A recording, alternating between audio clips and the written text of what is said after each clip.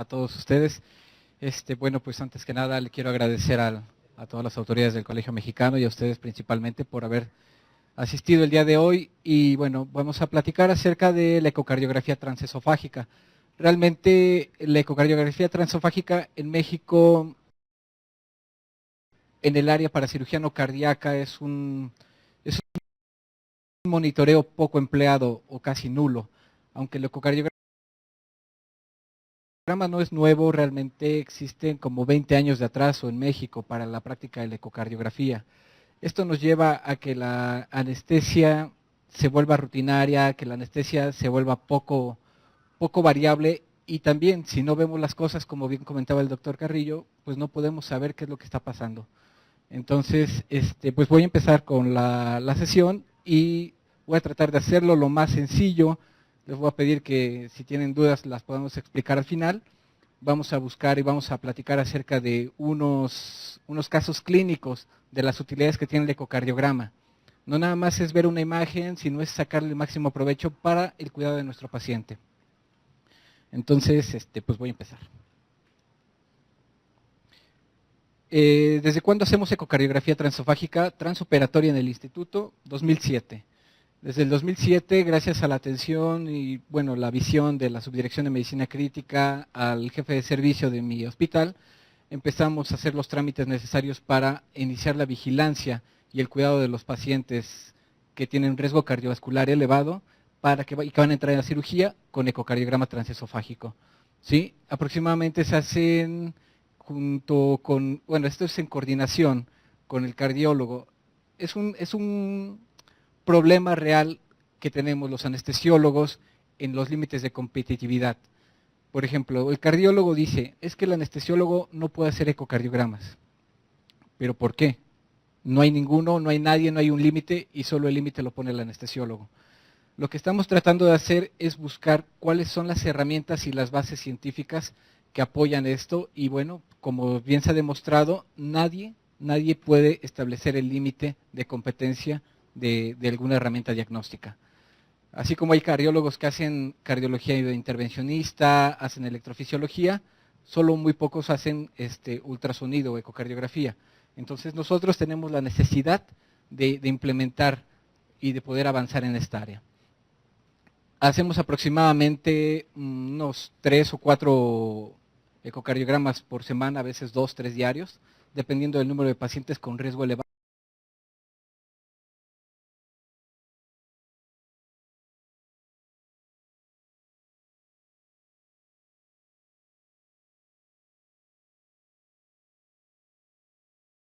Según la Sociedad Americana del Corazón, que es la que nos rige en el occidente. ¿Cuál es el plan?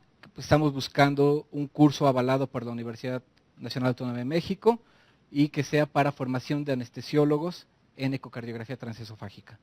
Todavía nos falta mucho porque es un gran camino, hay que hacer muchos protocolos, hay que hacer cumplir muchos requisitos para que ese curso sea establecido. Bueno, todos nosotros sabemos que la ecocardiografía, las primeras técnicas de ecocardiografía son la ecocardiografía transtorácica. Y bueno, todo el mundo esperaría tener un paciente acostado, un paciente de lado, donde pudieran hacer un ecocardiograma. Pero ¿qué sucede cuando los pacientes necesitan la atención y la evaluación transoperatoria? O sea, se han pensado qué puede pasar si el paciente tiene un problema cardiovascular, quisiéramos saber que tiene un ecocardiograma. Mucha gente, y es cierto, muchos de nosotros pedimos ecocardiogramas en el perioperatorio para nuestros pacientes. Pero ¿cuál es la finalidad? Buscamos la fracción de eyección. Y todo el mundo dice, es que tiene fracción de eyección baja, retrasa la cirugía. Verdaderamente ese es uno de los puntos más insignificantes que tiene la ecocardiografía. ¿Por qué? Porque la fracción de eyección es tan variable como es la frecuencia cardíaca. Es dependiente del operador. Para alguien puede ser 22%, para alguien puede ser 25%, para alguien puede ser 40, 60, 70, 80%. ¿De acuerdo? Entonces, es muy importante poder establecer qué nos va a aportar la ecocardiografía. Morfología de válvulas, cuerpos extraños, movimientos anormales de las estructuras determinadas del corazón. Entonces, como anestesiólogos, si podemos evaluar no nada más la fracción de eyección, sino la fracción de acortamiento, la integral velocidad-tiempo, la regurgitación, o conocer casos que verdaderamente impacten en el resultado del paciente, nos vamos a ver beneficiados. Les voy a presentar unos casos y bueno, vamos a hacer también un repaso rápido acerca de qué es lo que nos pide la Sociedad Americana del Corazón, la Sociedad Americana de Anestesiólogos Cardiovasculares y la Sociedad Americana de Ecocardiografía. Como les decía, tenemos algunas situaciones en las cuales no podemos pedirle un ecocardiograma transtorácico, como es la cirugía cardíaca, como es los pacientes con obesidad extrema, los pacientes con trauma torácico de forma inmediata, pacientes con neumotórax. Por ejemplo, aquí tenemos en esta parte un neumotórax a tensión, un paciente con contusión torácica importante, o pacientes que requieren ventilación mecánica a altos niveles de PIP. Entonces, como podemos observar de este lado, tenemos la obesidad, que es uno de los factores de riesgo más grandes que tenemos. Imagínense tratar de hacer un ecocardiograma transtorácico a un paciente con ese tipo de obesidad, es casi imposible. ¿Por qué? Porque la onda de penetración de la sonda de eco es menor y se va a ver amortiguada. Ahora, ese paciente con obesidad y aparte ventilación mecánica, distensión torácica, va a ser casi imposible poder determinar. Ahora, se sabe que cuando el paciente se le hace un ecocardiograma transtorácico en la unidad de cuidados intensivos, existe un riesgo de un error diagnóstico desde el 30 al 40%. ¿Por qué? Porque el paciente está con ventilación mecánica, porque tiene múltiples cables, porque está en una sola posición, porque no lo podemos girar, porque está edematizado. Entonces, en este tipo de pacientes se recomienda el uso de la ecocardiografía transesofágica. Sin duda alguna, quien ha dado la iniciativa a la evaluación de la ecocardiografía transesofágica es la Sociedad Americana de Anestesiología, y bueno, ha creado las guías. Como verán, las guías son de 1999, que estamos viendo para nosotros. Bueno, eso tiene más de 10 años, ¿no? Más de 10 años. Y sin embargo, en México apenas estamos tratando de buscar un lugar, colocar al ecocardiograma realizado por cardiólogos. Yo creo que existen anestesiólogos que hacen ecocardiografía, no lo dudo, pero no han tenido el impacto suficiente para poder demostrar que el anestesiólogo es tan capaz como el cardiólogo para atender a los pacientes. La Sociedad Americana nos recomienda 20 ventanas. 20 ventanas son las 20 estructuras que se pueden determinar acerca de la ecocardiografía transesofágica. Y podemos observar aquí las primeras 4. Ahorita las vamos a ver con detenimiento porque sí me interesa que vean la correlación, y así es como se empiezan los cursos. Yo hice un curso en Pamplona, el curso internacional de ecocardiografía, y ahí nos enseñan poco a poco, y es lo que yo quiero hacer, tratar de explicar, hasta que todos estemos inmersos en este sistema de evaluación. Podemos observar la correlación del lado izquierdo gráfica, y del lado derecho podemos observar cómo se ve en el ecocardiograma. Entonces, verdaderamente tienen diferentes clasificaciones, son 20 cámaras, 20 visiones, perdón, y tenemos de las más importantes. No se necesita mucha imaginación para correlacionar esta estructura con esta estructura, ¿sí? Es cuestión de hacer ejercicio, ejercicio, ejercicio. Y para todos, nosotros somos expertos en fisiología, sabemos mucha fisiología todos nosotros. Entonces tenemos que correlacionar la fisiología cardiovascular y la imagen.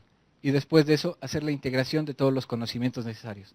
Por ejemplo, observamos en el 5 cámaras, esófago medio, sería importante determinar. Hay 3 niveles de profundidad en el esófago, superior, medio e inferior. La sonda de ecocardiograma tiene diferentes mediciones, graduaciones en centímetros, va de 10 en 10. Entonces, por ejemplo, de 0 a 15 centímetros, esófago superior, de 15 a 30, esófago medio, de 30 a 45, esófago profundo, ¿sí? Por ejemplo. Eso se va aprendiendo en la práctica porque sería demasiado perder el tiempo en este momento de tratar de decirles el esófago medio está a 12 centímetros y tiene que girar la sonda a 30, porque realmente no es el objetivo de este momento. Lo que quiero hacer es hincapié en que ustedes tienen o van a tener necesidad de aprender ecocardiografía transesofágica. Por ejemplo, tenemos esta imagen que es muy importante, válvula aórtica eje corto, porque en esta área podemos observar el movimiento de la válvula aórtica. La válvula aórtica tiene una similitud a una estrella de Mercedes-Benz, ¿sí? Es el signo del Mercedes-Benz característico. Y ahorita lo vamos a ver en un video. Se va a ver en un video y vamos a presentar algunas situaciones en las cuales vamos a poner en práctica sus conocimientos y vamos a conocer su opinión. Podemos observar la válvula aórtica, la parte ascendente también de la aorta, y observar con una modalidad que tiene el ecocardiograma, que es el Doppler color, el flujo de la sangre. Si la sangre va en una sola dirección y va cercano al transductor, se pone rojo, si se aleja se pone azul. ¿De acuerdo? Eso lo pueden ver ustedes cuando ven los principios de ecocardiografía, ¿sí? O de ultrasonido. Si está cerca del vaso, la sangre va. Si está alejando, la sangre se vuelve azul. ¿Está bien? Entonces podemos observar también el movimiento de nuestras válvulas. Lo que les decía, ese es el verdadero Mercedes-Benz. ¿Sí? Ahí no es que sea, así está descrito como el Mercedes-Benz. ¿De acuerdo? ¿Qué nos muestra? La coactación de las valvas, que significa el cierre completo. Entonces, si medimos al paciente o vemos el movimiento en sístole o en diástole, podemos determinar si el paciente tiene insuficiencia o tiene estenosis. ¿Cuántos de nosotros no metemos pacientes con estenosis aórtica, con insuficiencia aórtica, estenosis mitral, cardiopatía dilatada, cardiopatía isquémica? Realmente necesitamos tener una forma de vigilancia. Recuerden que la primera herramienta o la única herramienta que permite la determinación de la cardiopatía isquémica de forma inmediata es el ecocardiograma. ¿Sí? Es más rápido que el electrocardiograma, más rápido que las enzimas. Cuando uno determina o percibe alteraciones en los movimientos, alteraciones en la disfunción diastólica, uno se da cuenta que efectivamente es más importante. Uno puede ver primero una extrasístole y después verlo en el monitor. Es inmediato. Uno puede ver cuando el paciente no tiene una buena contracción, cuando tiene disfunción, cuando tiene fibrilación auricular, a comparación del electrocardiograma. Que también lo ve, por supuesto, pero ustedes lo están viendo en vivo. Por ejemplo, tenemos esta imagen que también la van a ver. Esta imagen, si quisiera que la recordaran, esta es una imagen que se llama bicavo. En la parte superior es como si fuera un número 8. No. En la parte superior tenemos lo que es la aurícula izquierda, ¿sí? En esta imagen. En medio tenemos la aurícula derecha. Del lado derecho vemos la cava superior y del lado izquierdo la cava inferior. ¿Por qué? Porque es importante conocer esto, porque ahí podemos observar en qué momento existe un trombo que se está formando, en qué momento un catéter no está yendo a la cavidad cardíaca y se está yendo a la cava inferior, en qué momento se están produciendo émbolos aéreos. Podemos observar en esta imagen también, en estas imágenes que son otros cortes, lo que es la utilidad de la arteria pulmonar. ¿Cuántos de nosotros dijo, sí, bueno, es que tiene una tromboembolia? Bueno, ¿y a dónde se va? Sabemos que se queda en el corazón, pero ¿qué? Sube, no sube, tapa, ocluye el 80% de la luz. Recordemos que para que la tromboembolia aguda sea mortal, sea letal, debe de ocluir por lo menos el 80% de la luz de la arteria pulmonar principal. ¿De acuerdo? Sin embargo, ahorita vamos a seguir viendo. Por ejemplo, esta imagen es bien esencial porque esta es la primordial. Cuando uno hace ecocardiografía transesofágica, la primera imagen que tiene que buscar es esta. Esta se llama 4 cámaras.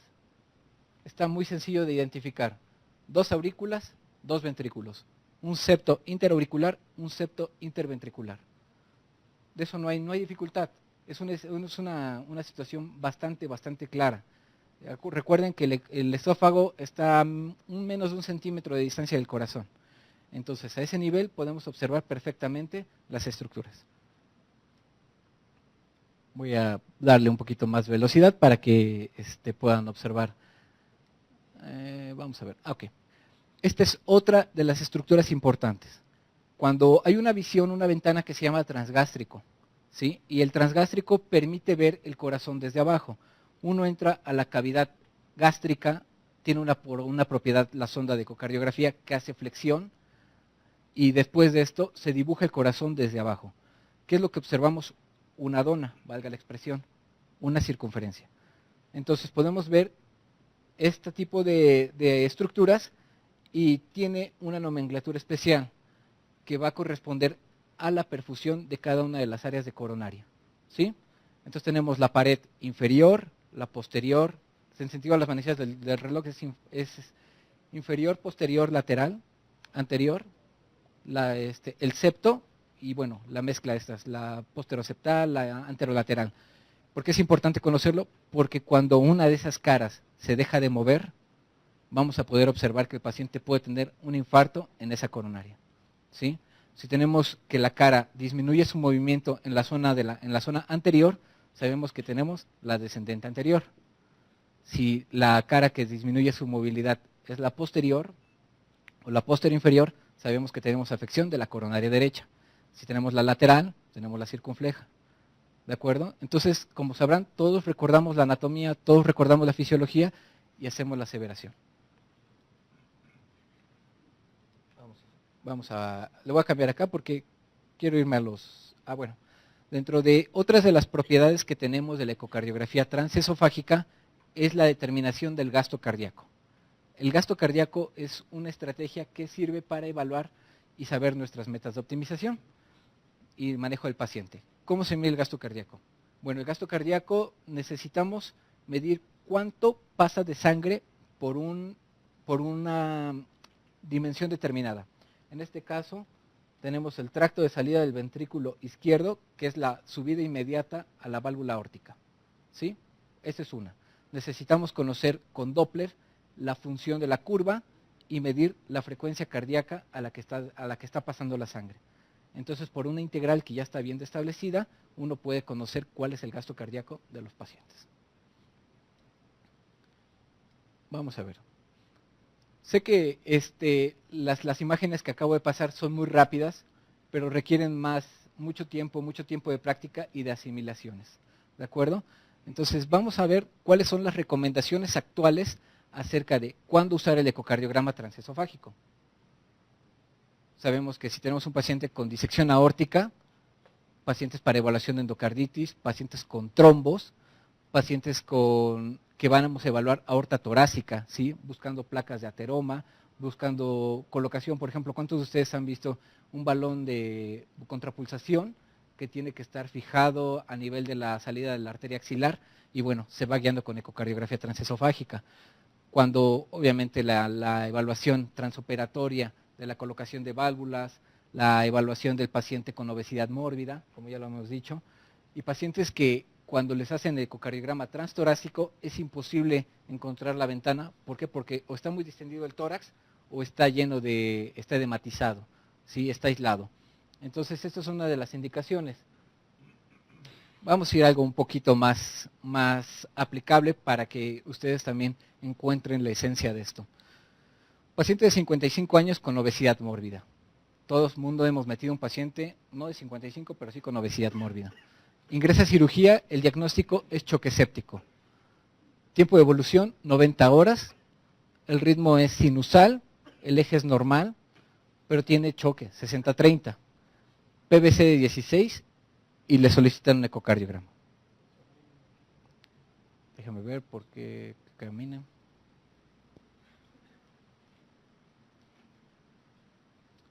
Ok, entonces esta es una de las imágenes principales. Observamos lo que les decía, las 4 cámaras. ¿Sí? Al observar las 4 cámaras vemos a la parte superior 2 aurículas y abajo 2 ventrículos. ¿Qué podemos observar ahí? Cualquiera diría, bueno, pues se mueve. Sí, verdaderamente se mueve, de acuerdo. ¿El corazón está grande? Probablemente está grande. Si es la primera vez que ven un ecocardiograma, no van a encontrar la diferencia si está grande o está pequeño el corazón. Realmente el ventrículo derecho siempre debe ser más pequeño que el ventrículo izquierdo y el ventrículo izquierdo debe de moverse en todas direcciones. Acuérdense, cuando el paciente entra en sístole, la similitud más correcta es la del puño cerrado. ¿Sí? Todas las caras tienen que ir hacia el puño cerrado. Cuando es diástole, todo el mundo tiene que abrir. Bueno, toda la estructura cardíaca tiene que abrir.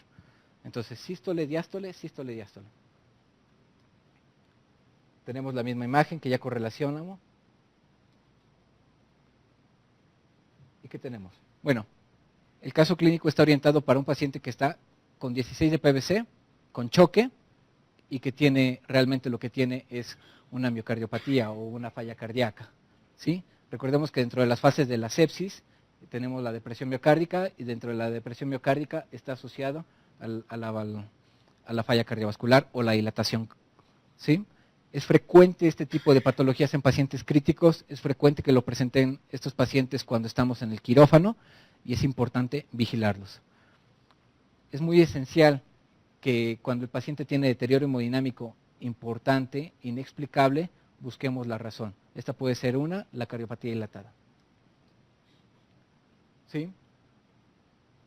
Otro caso que es también frecuente para nosotros, 76 años, diabetes de 37 años, va para una colectomía laparoscópica y el paciente pues tiene un bloqueo bifascicular y pues algo no gusta bien. ¿Por qué? Porque tiene 170-40. Estaríamos hablando que tiene insuficiencia aórtica, ¿no? Importante. Bueno, pues le tomamos un ecocardiograma y vemos que dentro de las caras, ustedes pueden ver en este ejemplo, esta es la cara anterior del ventrículo y aquí está la cara inferior. Entonces ahorita que veamos el video correr, vamos a observar que esta zona es la que no se mueve.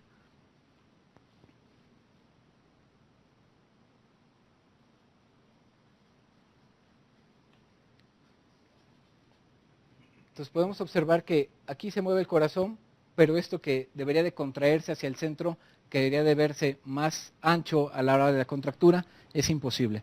Entonces sabemos que es la cara anterior, que podríamos pensar pues, que tiene alguna afección sobre la coronaria de la descendente anterior.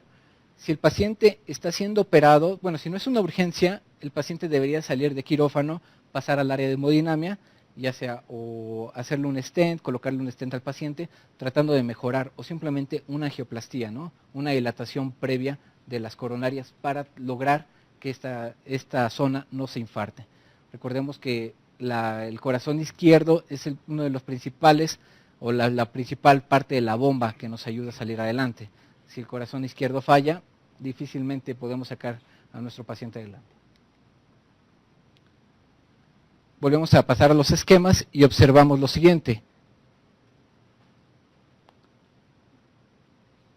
En esta parte podemos ver que esta imagen corresponde a esta.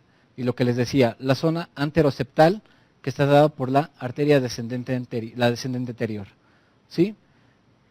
En los transgástricos podemos observar también todas las caras. Si nosotros buscáramos esta cara, podríamos ver que esta zona, que es la anterior, es la que no se mueve.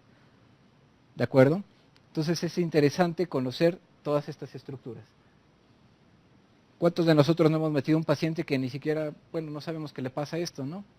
El paciente sale a terapia intensiva y fallece a las 3 horas, ¿no? O hace falla cardíaca, requiere balón de contrapulsación, o lo tienen que meter en hemodinamia. Muchos de nuestros pacientes, lamentablemente, en el sistema de salud que vivimos, pues salen al quirófano, pasan a terapia y fallecen, la mayoría de los pacientes. Entonces, qué mejor que si el paciente lo podemos detectar a tiempo, lo atendemos mejor, lo cuidamos mejor y lo programamos a cirugía cuando tenga que ir a cirugía.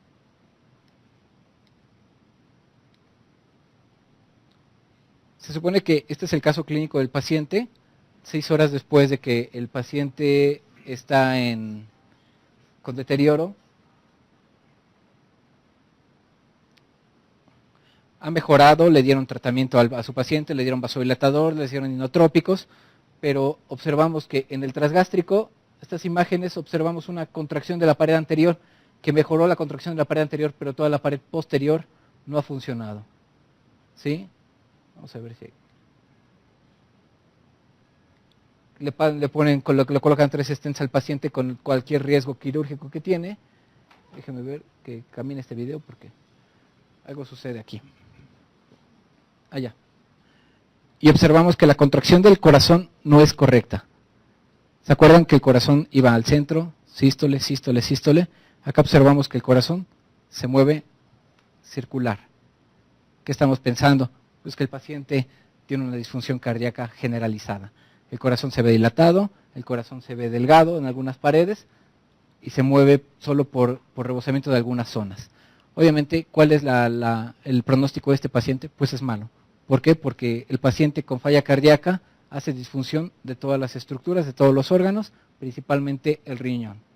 Entonces podemos caer en un síndrome cardiorrenal, ya veremos después qué síndromes podrán ser, y cuál es la terapéutica, pero sabemos que un paciente con falla renal, falla cardíaca, tiene un pronóstico bastante reservado. Entonces, bueno, estas imágenes corresponden a algo que ya habíamos visto, una cardiopatía dilatada, un paciente con disfunción cardíaca, y esta imagen sí quisiera que se la llevaran también en la memoria. Se cierra completamente el corazón, totalmente está cerrado. ¿Qué está pasando? ¿Cuándo un corazón se puede estar cerrado? Pues cuando no tiene volumen. Entonces, esa imagen es correspondiente a un estado de hipovolemia, que es otra de las situaciones en las cuales podemos ocupar el ecocardiograma transesofágico, ¿de acuerdo? Entonces, la hipovolemia se mide a nivel del transgástrico y se busca la ventana de los papilares, y al ver las ventanas de los papilares, o los papilares que son los músculos que sostienen el aparato estructural de las válvulas, podemos ver que un papilar que contacta con otro papilar, se llama papilar kissing o el beso del papilar, habla de una hipovolemia severa. ¿Sí? Lo vamos a ver adelante. Obviamente sabemos que ¿cuántos de nosotros no nos imaginamos muchas cosas cuando dicen sístole, diástole? Pero ¿cuántas fases tiene la diástole? ¿Cuándo realmente tiene la diástole importancia? ¿De acuerdo? La diástole es una cosa bastante compleja, una situación bastante compleja, que depende o es la segunda parte de la contracción. ¿Sí? Podemos observar en una ventana, que es esta, a nivel de la válvula mitral, el Doppler, y observamos también el flujo de las ondas. Observamos, estos patrones se pueden obtener a través del Doppler pulsado, y vamos a ver la onda E y la onda A, que corresponde a una de las partes de la diástole. ¿Y eso qué tiene que ver? Cuando la diástole está disfuncionando, la onda E o la onda A disfunciona, el paciente tiene disfunción cardíaca, disfunción diastólica. Y la disfunción diastólica está asociada principalmente a falla cardíaca izquierda, y sabemos que el territorio más grave de afección es el territorio izquierdo subendocárdico. Entonces, si el paciente entra bien y de repente hace disfunción diastólica o cambia el patrón de las ondas, estamos pensando que el paciente no lo estamos atendiendo, cuidando adecuadamente el corazón. ¿Sí? Entonces es importante saber que algo hicimos, tenemos que mejorarlo. Necesita volumen, necesita inotrópico, necesita vasopresor, necesita frecuencia, por ejemplo. ¿De acuerdo? Necesita ritmo. Todas estas son variantes de la disfunción diastólica y podemos observar algunos patrones. El patrón normal, la onda E va a ser superior a la A, siempre debe ser una relación conservada. Sin embargo, ¿qué pasa cuando la relación es diferente y la onda E es pequeña y la onda A? Acuérdense, viene la sangre de los pulmones, pasa por la aurícula izquierda y al momento de entrar a la cavidad ventricular izquierda, imagínense ese momento, se presenta el primer flujo, la onda E, que habla del llenado, ¿sí? Pero si el corazón está apretado, si el corazón está fibrótico, si el corazón está grande, hipertrófico, lo primero que va a pasar cuando llega la sangre es al chocar, pues nos va a dar una onda pequeñita. ¿Por qué? Porque va a reflejar luego. Entonces, este es el ejemplo, ¿sí? O hay momentos en donde la onda E no se puede apreciar siquiera. Entonces ahí tienen que hacer varias maniobras. Esto es un preámbulo nada más. Por ejemplo, sabemos que también nos ayuda la ecocardiografía transesofágica para la determinación. ¿Cuántos de nosotros vemos pacientes con trauma torácico? Muchos, ¿sí? ¿Cuántos de nuestros pacientes hacen extrasístoles, hacen falla cardíaca, hacen FA, hacen hacen daño cardiovascular? Por ejemplo, esta imagen corresponde a un paciente con trauma torácico, ¿sí? Como verán, en lugar de que todo vaya hacia el centro, en sístole, se mueve por una parte, se mueve por otra parte. Esto es evidente. O pacientes que tienen, está saliendo de bomba este paciente y observamos que todavía tiene un poco de aire. ¿Por qué? ¿Cómo sé que tiene aire? Porque tiene unas burbujas que pasan de la aurícula izquierda al ventrículo izquierdo, ¿sí?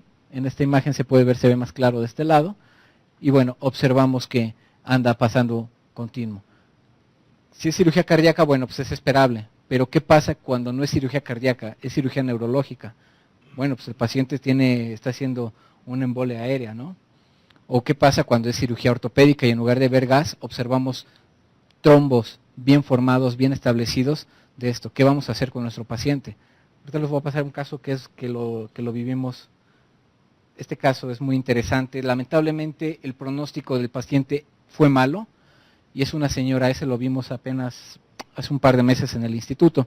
Es una señora que tiene 75 años, se fracturó la cadera, nunca le dijo a los hijos, 4 semanas después los hijos se dan cuenta que la mamá no camina y dicen vamos a llevarla al hospital.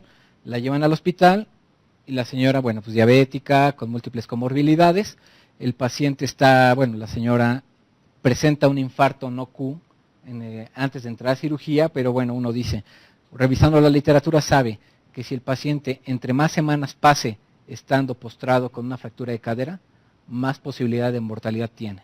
Sin embargo, bueno, pues decidimos entrar a cirugía, obviamente está anticoagulada, ¿por qué? Porque pues, tiene un infarto y decidimos hacer a este paciente anestesia general. Le colocamos una sonda transesofágica y observamos esto. Podemos ver de primera intención en la parte superior la aurícula izquierda, ¿sí? Una cavidad dilatada, ¿sí? Se ve como la presencia de humo. Ese humo se llama contraste espontáneo. Podemos ver el septo interauricular y vemos la aurícula derecha. Esta es la aurícula derecha, es la aurícula izquierda con contraste espontáneo, la aurícula derecha. Y dentro, sabemos que el paciente tiene FA porque la contracción del corazón no es regular. Ustedes pueden checar, no necesitan el electrocardiograma, pero saben que la contracción no es normal. Y de repente el paciente empieza con datos de deterioro hemodinámico, estábamos vigilándolo y observamos un tránsito en trombo. ¿Sí? Es una cosa bastante grave y bastante aparatosa. ¿Por qué? Porque uno no sabe exactamente a dónde proceder. Ese paciente tendríamos que haberlo sacado al área de hemodinamia, tendría que haber entrado un catéter de aspiración y tratar de aspirar lo máximo posible del trombo. Sin embargo, los catéteres de aspiración no son tan frecuentes, son extremadamente caros y bueno, pues no podíamos hacerlo en ese momento, lamentablemente. Entonces, podemos ver aquí la imagen. Esto lo vamos a mandar, es un caso, hay pocos casos reportados de trombo en tránsito observados, ¿no? No sé si es bueno o es malo reportarlo, pero bueno, es necesario. Entonces podemos observar un cuerpo extraño que se va formando, se va haciendo grande y lamentablemente pasa de esta cavidad a la cavidad inferior. Ahí va. Pasó. ¿A dónde se fue? Obviamente no se va a quedar en el ventrículo porque el ventrículo no lo va a retener, simplemente lo va a avanzar. ¿A dónde va? Pues al pulmón. ¿Cómo creen que le ha ido a esta paciente? Mal, ¿no? Lamentablemente la señora falleció a los 2 días, ¿sí? Y bueno, la causa fue una tromboembolia pulmonar. Tenemos otro caso que vimos en el instituto donde también es importante cuál es el impacto de la ecocardiografía ante la salud de nuestros pacientes. Observamos que la ecocardiografía nos permite vigilar al paciente de forma oportuna y cambiar la terapéutica médica, ¿sí? ¿Qué sucede en este caso? Casos reportados en la literatura como 5, donde se maneja el ecocardiograma para vigilar al paciente con trombo. ¿Cuántos de nosotros vemos nefrectomías? Muchos, ¿no? Una nefrectomía con un trombo en la vena renal que sube por la vena cava y que llega a la aurícula derecha. Entonces, bueno, dicen, ¿qué vamos a hacer con este paciente? Bueno, lo ve el cardiólogo y dice el cardiólogo, tiene una masa gigantesca que le llega a la aurícula. Gigantesca no significa gigantesca para la aurícula, ¿no? O sea, que impacta la aurícula. Entonces hablan con el cardiólogo dice, ¿sabes qué? Habla con el nefrólogo, el urólogo, dice el urólogo, le tengo que quitar el riñón, le tengo que quitar el trombo. El cirujano cardiovascular empieza a hacer los planes y dice, bueno, mira, lo vamos a canular, lo vamos a meter y vamos a ver que vamos a quitarle el trombo vía transtorácica, ¿sí? Vamos a pinzar la cava y bueno, todo el procedimiento que lleva una cirugía cardíaca.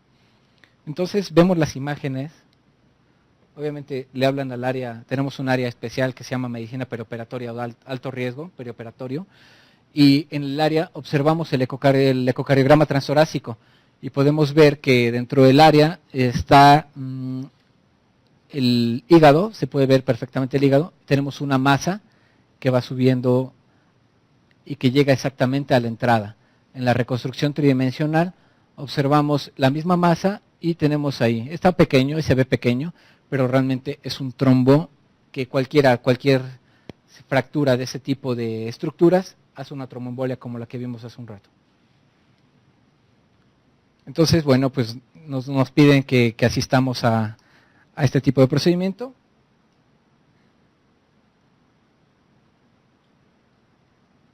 Y empezamos. ¿Se acuerdan que les había dicho que guardaran en la memoria el bicavo, no? La imagen bicavo, tenemos en la parte superior la aurícula izquierda, la aurícula derecha, la válvula tricúspide, las cavas, pero para nuestra sorpresa, no entra la masa a la aurícula. En ningún momento está entrando a la aurícula. ¿Sí? Entonces, la primera información que uno le hace al cirujano es que, ¿sabes qué? No tienes que abrirle el tórax. ¿Por qué? Porque no está entrando la masa. Obviamente la pregunta es de todos, ¿seguro? ¿Estás seguro? Sí, estoy seguro de eso. Entonces, empezando a hacerle la búsqueda,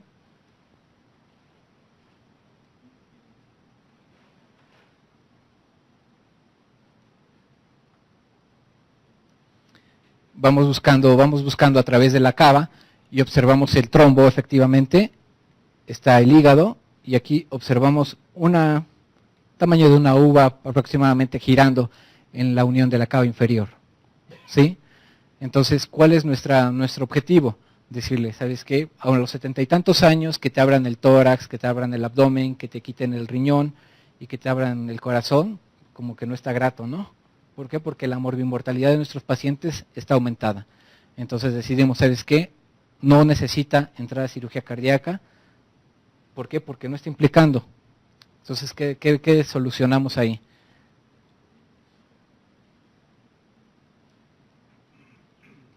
Pues bueno, hacemos la observación, se hace la decisión en conjunto y bueno, ¿qué es lo que sucede? Al paciente le hacen una nefrectomía, le hacen una cavotomía, extraen el trombo y nosotros hacemos nuestra vigilancia, no observamos ningún material en esta parte, aplicamos un Doppler, esta es una membrana que tiene la aurícula, pero no es un trombo formado y nuestro Doppler está permeable. Entonces aquí podemos decir que esta paciente se benefició al 100% de la ecocardiografía transesofágica. ¿Por qué? Porque hizo posible que esta cirugía haya sido oportuna, haya sido precisa, sin abrirle el tórax.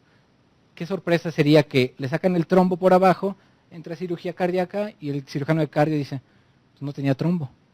¿Sí? Entonces realmente nos fue bastante bien con este caso. Esta señora a los 7 días está en su casa y yo creo que sigue viva hasta el momento.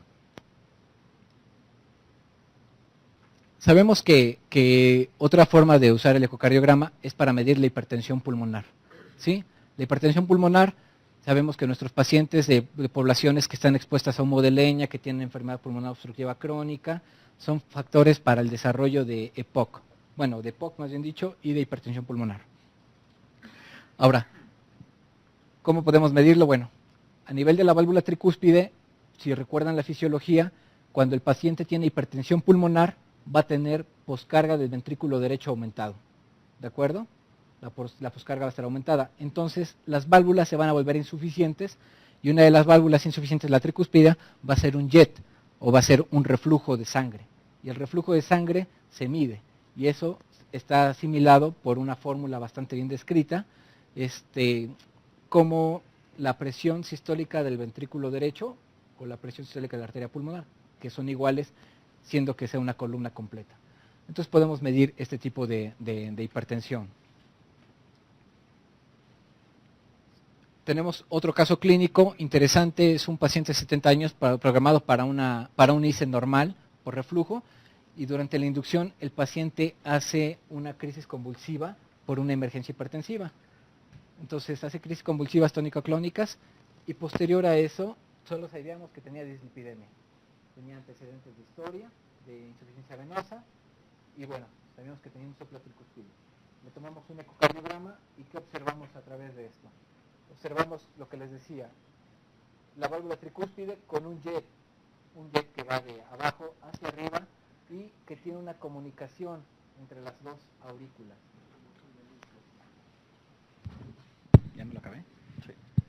¿Ya me lo acabé? Ya está bien. ¿De acuerdo? Entonces podemos observar que este tipo de pacientes, realmente nadie podría esperar que el paciente hiciera una convulsión y que el paciente tuviera una emergencia hipertensiva. ¿Qué es lo que sucede? ¿Qué podemos pensar? Si tenía un trombo, hace crisis convulsivas, ¿Por qué? Porque pudo haber embolizado. Y si tiene un foramen oval, pudo haber pasado de un lado a otro. Y bueno, el pronóstico de nuestro paciente es diferente. Sabemos que el paciente puede llegar a estar lesionado del sistema nervioso, es un evento vascular cerebral. ¿De acuerdo? Entonces, como les decía, los hallazgos corresponden a un foramen oval permeable con una insuficiencia tricuspidia por hipertensión pulmonar severa. ¿Está bien? ¿Cuántos de nosotros no vemos pacientes todos los días? ¿Cuántos de nosotros vemos un paciente que tiene inestabilidad hemodinámica y nos ponemos a pensar qué estará pasando realmente en su cuerpo? ¿Qué estará pasando en su corazón? ¿Cómo puedo ayudarle para mejorar? Realmente necesitamos impactar más en la atención a nuestros pacientes. Sabemos que la fracción de eyección es una herramienta, lo que les decía, todo el mundo pide un eco y lo primero que ven es la fracción de eyección.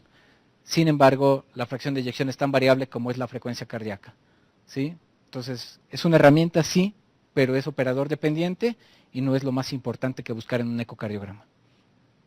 Aquí podemos observar que en el transgástrico, que es el transgástrico que les comentaba, hay un modo M, que es el modo de movimiento, se congela y simplemente se mide lo que es la diástole y la sístole en las paredes ventriculares. Y con eso es suficiente para determinar la fracción de eyección. ¿Por qué? Porque las máquinas lo calculan todo. ¿De acuerdo? Tenemos otro método, el anterior es el TEICO, este es el método Simpson, que es el método que más comúnmente se ocupa. Vemos el corazón, las 4 cavidades y observamos el relleno o rellenamos, trazamos los bordes del ventrículo y rellenamos. Y simplemente vemos la diferencia en sístole, en diástole. Y con esto sacamos una fracción de eyección. Hasta el momento vamos tranquilos en esta área. Sé que no es fácil, sé que no es sencillo. ¿Por qué? Porque muchos de ustedes es la primera vez que están frente a un ecocardiograma transesofágico. Muchos de nosotros tratamos tratar de digerir, tratamos de hacer más sencilla esta situación para que puedan sacar el máximo provecho. Este es otro ejemplo, un paciente que llega posterior a un trauma politraumatizado. Esta imagen ya la habíamos visto, ¿no? Esta imagen les corresponde a un paciente con disfunción cardiovascular secundaria a un trauma, ¿sí? Es una contusión cardíaca. Sabemos que la contusión cardíaca está asociada a extrasístoles, elevación de enzimas, áreas de infarto, áreas de isquemia que no son totales y podemos observar que el movimiento no es normal. ¿Sí? No necesitan ser expertos para saber que si les dicen que todo debe ir hacia el centro, esto se mueve de forma anormal, de forma irregular. Contusión cardíaca, daño pulmonar. Ahora imagínense este tipo de daño en un paciente con aparte del trauma, isquemia, paciente que está anémico, un paciente que está hipoxémico, un paciente que tiene tórax inestable. O sea, si no atendemos este tipo de situación, si no lo vemos, no vamos a poder ayudarle de forma oportuna. ¿Por qué? Porque esto es deterioro. Acuérdense que el corazón cuando está traumatizado también se inflama, ¿sí? Y esto nos puede asociar a mayor daño. Esta es una imagen importante, sabemos que toda la cavidad se vuelve pequeña, ¿sí? Apenas si podemos apreciar el centro de la imagen, ¿sí? Este es un paciente que está con 130 de frecuencia cardíaca, tiene 70-40 y el paciente pues no mejora. Esta imagen es característica de hipovolemia, ¿de acuerdo? Esta es la imagen característica de hipovolemia. ¿Por qué? Porque apenas si vemos que la cavidad está expandida, vemos que la cavidad está totalmente cerrada. ¿De qué depende? Según Frank Starling, dice que entre más agua más distensión tenga la membrana, la fibra miocárdica, mayor va a ser la fuerza de contracción, pero necesitamos expandir el volumen, ¿de acuerdo? Ahorita van a ver la diferencia. Este es el de hipovolemia. Este es el mismo caso. Aquí vemos poquito. Aquí vemos una cavidad un poco más grande.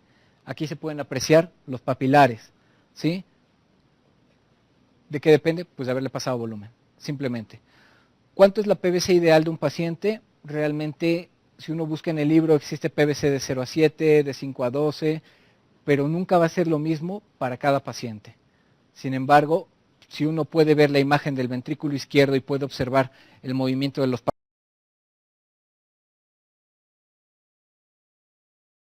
papilares, puede saber cuando el papilar está contactante está hipovolémico hasta no demostrar lo contrario, ¿sí?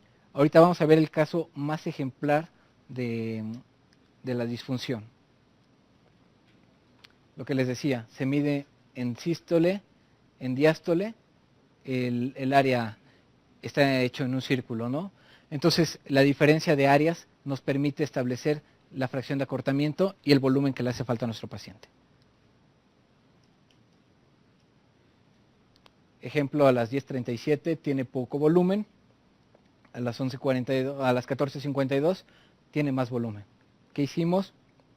Le dimos tratamiento con líquidos, vasopresores, agua, sangre, lo que haya sido necesario para lograr expandir esa cavidad. ¿Está bien? Aquí observamos pequeño, aquí lo observamos grande, aquí observamos contracción completa, aquí observamos que podemos ver los bordes del ventrículo. Esta es una situación que hemos visto todos hemos visto esto. Todos hemos visto una cardiomiopatía hipertrófica obstructiva, ¿sí? ¿Qué situación es? Bueno, pues un paciente que tiene realmente un corazón gigante. ¿Qué implica eso? Que tiene hipertrofia en todos los sistemas, en todos los sentidos, tiene una hipertrofia concéntrica obstructiva y va a entrar a cirugía. Entonces tiene 80 años, tiene un divertículo roto, requiere tratamiento quirúrgico, es hipertenso, diabético y tiene POC. Entonces sí pueden observar en esta parte el corazón que está gigantesco. La cavidad que estamos viendo en el transgástrico, en lugar que sea una cavidad totalmente adecuada para ver el volumen, no se observa nada. Y moviendo el transductor podemos ver el corte longitudinal y podemos ver que tiene una masa gigantesca ventricular, ¿sí? ¿Este paciente tiene riesgo de cardiopatía isquémica? Claro, por supuesto. ¿Es más fácil que se infarte? Por supuesto que es más fácil que se infarte. ¿Por qué? Porque las coronarias requieren más trayecto, mejor presión para poder pasar en medio de tanta fibra muscular. Entonces, bueno, a ese paciente le dicen, ¿sabes qué? Pues es que como que se mueve lento, vamos a ponerle dobutamina, y entonces el paciente con dobutamina sabemos que es un betagonista, empieza a estar taquicárdico, y el paciente está más taquicárdico, y lo que hace es estado de choque. Uno dice, ¿pero por qué? Súbele a la dobuta, pues para que mejoren, ¿no? Grave error. Tenemos una cosa que se llama obstrucción del tracto de salida, que es la comunicación que tiene la válvula anterior de la mitral con el septo. Ahorita lo vamos a ver con Doppler para que sea más ejemplificado, ¿sí? En esta parte que esta cuerda es la valva anterior y este es el septo interventricular con la válvula aórtica. Ahorita van a ver la imagen que se ve con esto. Volvemos a ver la imagen, aquí vemos el flujo, aquí el flujo tendría que pasar hacia la válvula aórtica, ¿de acuerdo? Sin embargo, choca, baja el flujo y cuando tiene que pasar de un lado para otro, esto no comunica. Entonces el paciente pues no tiene sangre, el paciente está en choque. Entre más frecuencia cardíaca le den a ese paciente, más chocado va a estar. Entonces el tratamiento obviamente es el beta bloqueo, ¿sí? Sin embargo, pues hay que haber visto esa estructura porque uno dice, bueno, pues es que ya le puse porque pensé que el paciente tenía bajo gasto, si tenía bajo gasto, tenía marcadores, tenía lactato alto, ¿sí? Pero requería este tipo de atención. Entonces es importante reconocer que el ecocardiograma aquí sí tiene un alto impacto. Cosas que también podemos observar fácilmente es la producción de trombos, la producción de tamponades, ¿no? ¿Cuántos de nuestros pacientes tienen derrame pericárdico o llegan a desarrollar un derrame pericárdico que comprime totalmente la estructura? Por ejemplo, en esta vemos una gran comunicación o cantidad de líquido que comprime el ventrículo y podemos ver que no se está contrayendo normalmente. Vemos un espacio que no existe. Aquí vemos el hígado, aquí vemos el corazón y en medio vemos otra situación, ¿sí? Otra vez. Esto es importante, por ejemplo, en pacientes que van a cirugía cardíaca, que posterior en la unidad de cuidados intensivos desarrollan estado inestable. Entonces, ¿cuántos de ustedes hacen cuidados intensivos? Bueno, es importante saber que en el posquirúrgico cardíaco, los pacientes con anticoagulación por válvula pueden llegar a ser tamponades y esas tamponades pueden provocar la muerte y mortalidad de los pacientes. Hay tamponades bastante graves, por ejemplo, este es un bastante extenso. ¿Por qué? Porque no nos mueve totalmente el paciente. A las 18:30 el paciente está inestable, está taquicárdico y a las 18:35 el paciente tiene un trombo gigantesco. Obviamente sabemos que dentro de las causas de actividad eléctrica sin pulso existe lo que es el tamponade, ¿no? Y sabemos que es una cosa mecánica que si no es tratada oportunamente, el paciente va a entrar en falla cardíaca y va a morir. Nosotros hemos tenido la oportunidad de hacer, hay una situación que van a buscar en la literatura, van a encontrar que se llama eco de rescate. Cuando el paciente entra en paro, cualquier tipo de paro, se le puede hacer un ecocardiograma transesofágico a pesar de que tiene las compresiones cardíacas. ¿Sí? Nosotros hemos tenido oportunidad de hacer un par de ellos, digo, tampoco es tan frecuente porque no es bueno que el paciente esté parándose a cada rato, ¿no? O digo, que se pare para hacerle un eco, por supuesto que no, pero bueno, hemos tenido un par de pacientes de paro presenciado, uno que vimos en una embolia aérea, un paciente con hemorragia por una hepatectomía extensa, y la semana pasada tuvimos un paciente con una tromboembolia pulmonar masiva. Ese sí estuvo irremediable. ¿De acuerdo? Entonces conocemos que el tamponade puede ser bastante fuerte. Casos frecuentes que vamos a ver, ya falta poco, casos frecuentes que vamos a seguir viendo y que vamos a ver cada día más es la endocarditis. ¿Sí? La endocarditis siempre está asociada a los pacientes que llegan, pues que son traficantes, que usan drogas, que son adictos a algún tipo de circunstancias, ¿sí? ¿Y cómo lo sospechamos? Bueno, porque el paciente siempre es importante escucharles el pecho. Cuando escuchamos el tórax del paciente, observamos que tienen un soplo, sería la indicación precisa para hacerle un ecocardiograma al paciente. Paciente con soplo, ecocardiograma. Paciente con soplo y antecedentes patológicos o toxicomanías positivas, ecocardiograma. Entonces observamos en esta parte, con el tiempo, obviamente esto se consigue con el tiempo, observar que las estructuras tienen cambios de morfología y también observamos que en esta parte tiene, en lugar de que sea una parte continua, tiene unas alteraciones. Le ponemos el Doppler de color, que es una herramienta muy útil, y observamos que tiene fuga. Esta es la válvula mitral y el paciente tiene una insuficiencia mitral. Entonces imagínense cómo, si uno ya sabe que tiene insuficiencia mitral, uno hace su plan anestésico para atender la insuficiencia mitral. ¿De acuerdo? Si uno no supiera que tiene insuficiencia mitral y le da cualquier deterioro hemodinámico, no lo puede explicar. Sin embargo, pues el tratamiento no va a ser oportuno. Si uno ya sabe que tiene insuficiencia mitral, ya sé cómo tratar una insuficiencia mitral. ¿Por qué? Porque lo estoy viendo. ¿De acuerdo?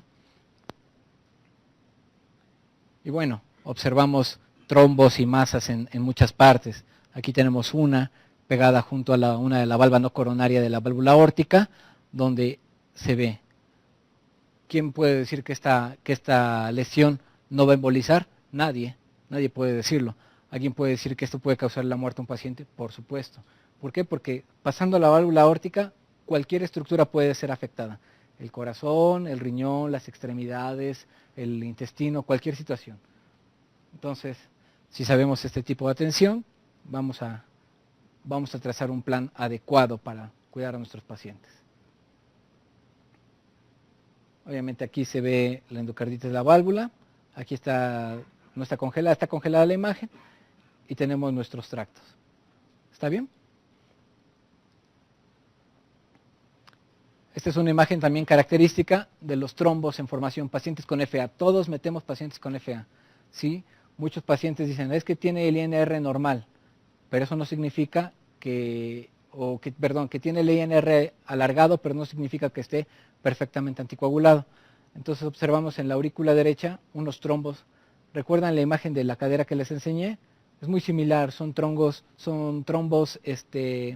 hiperecoicos que giran y son resistentes en esta área.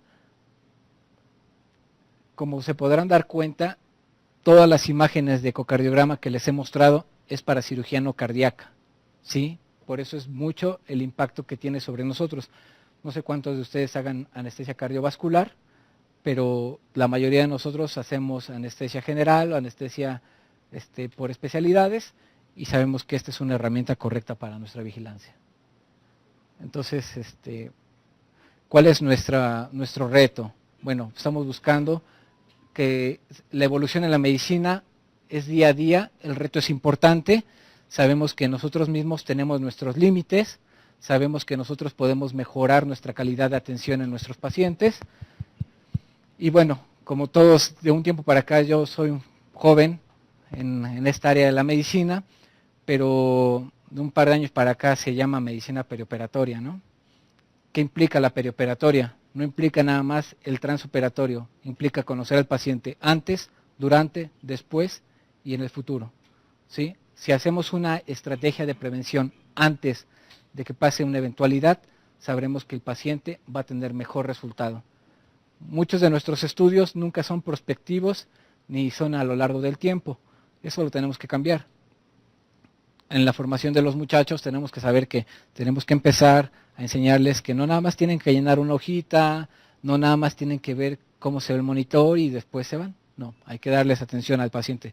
Somos médicos desde el principio, en medio, después, y vamos a normar las conductas. Un ejemplo más claro es lo que les decía. Si uno como anestesiólogo le dice al cirujano cardiovascular, no le tienes que abrir el tórax, es porque yo tengo la demostración de que no tiene por qué. Y al paciente le fue muy bien. Qué sorpresa hubiera sido para alguno de nuestra familia que le dijeran, ¿qué creen? Le abrimos el tórax, pero no tenía nada. Es grave eso. ¿De acuerdo? Sabemos que los riesgos y las complicaciones son mínimas y queremos que exista un programa formal. Como les decía en la primera diapositiva, estamos haciendo la lucha para meter el curso avalado por la UNAM y buscar tengamos un lugar en la medicina moderna. Y bueno, pues eso es todo. Muchas gracias.